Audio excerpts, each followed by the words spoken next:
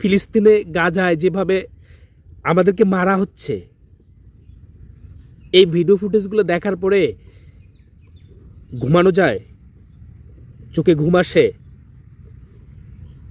ভারতে আমাদেরকে কিভাবে অত্যাচার করতেছে, আমাদেরকে কিভাবে মারতেছে তারা,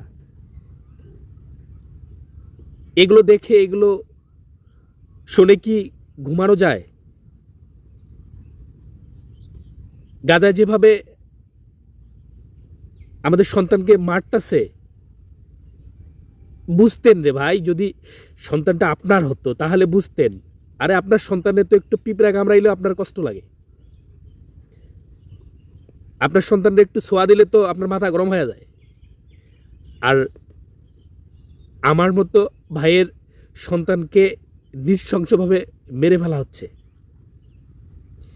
কষ্ট দিয়ে মেরে ফেলা হচ্ছে। এগুলো ভিডিও ফুটেজ দেখে কি ঘুমানো যায়? চুপ থাকবেন, থাকেন, পরিস্থিতি আপনারও খারাপ হবে যদি চুপ থাকেন। গোটা বিশ্বে মুসলমানের উপর অত্যাচার হচ্ছে, এগুলো দেখে কি ঘুমানো যায়? আমাদের ঘুমানোর আর কোনো সময় নেই। গোটা বিশ্বে আমাদের উপর অত্যাচার হচ্ছে, আমরা চুপ আছি। এই চুপ থাকলে একদিন আমাদের উপর অত্যাচার হবে। এই বাংলাদেশেও মুসলমান কোনো দাম পাবে না। কি মনে করছেন আপনি? মানে চুপ থেকে আপনি বেঁচে যাবেন? চুপ থেকে আপনি বেঁচে যেতে চান? আপনি চুপ থাকলে কোনো জায়গা থেকে বাঁচতে পারবেন না, এহকাল থেকেও বাঁচতে পারবেন না, পরকাল থেকেও বাঁচতে পারবেন না। অতএব আমাদেরকে গর্জে উঠতে হবে, আমাদের মুসলমান জাতিকে একত্রিত হতে হবে, আমাদেরকে এই অন্ধকার থেকে বাইর হতে হবে।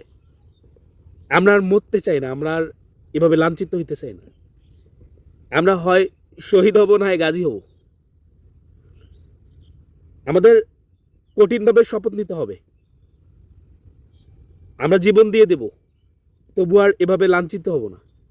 অনেকে বলে যে গাজায় মানুষ মরতেছে, এই নিয়ে তোরা তো টেনশন কে? তুই টেনশন করলে কি আর ওখানকার যুদ্ধ থামবে? ওখানকার মুসলমানদের উপর অত্যাচার থামবে? ভারতে হচ্ছে, তুই চুপ থাকলে কি ভারতে মুসলমানদের উপর অত্যাচার হচ্ছে, তুই এখান থেকে চিল্লাইলে কি আর ভারতের মুসলমানদের উপর অত্যাচার কমবে? আরে ভাই, এই কথাগুলো বলার অর্থ হচ্ছে যে তুমি ভীরু কাপুরুষ, মানে তুমি আসলে নিজেকে সেফ রাখার চেষ্টা করতেছো, তাছাড়া আর কিচ্ছু না। মুসলমানের পৃথিবীর কোনো জায়গায় মুসলমানের উপর একটা আঘাত হলে এটা পৃথিবীর সমস্ত মুসলমানের উপরে পড়ে। এটা আমাদের নবী করিম সাল্লাল্লাহু আলাইহি সাল্লাম বলে গেছেন। তো আমাদের আর চুপ থাকার কোনো সময় নাই, ঘরে বসে থাকার কোনো সময় নাই। আমাদের এখন জীবন দেওয়ার সময়, শহীদ হওয়ার সময়।